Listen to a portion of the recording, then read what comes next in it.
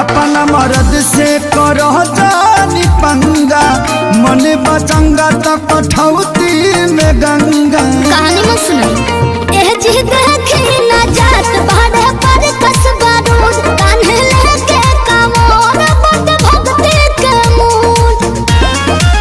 तोहके चढ़ौले बा खेसरिया बकलोला, खेसरिया बकलोला।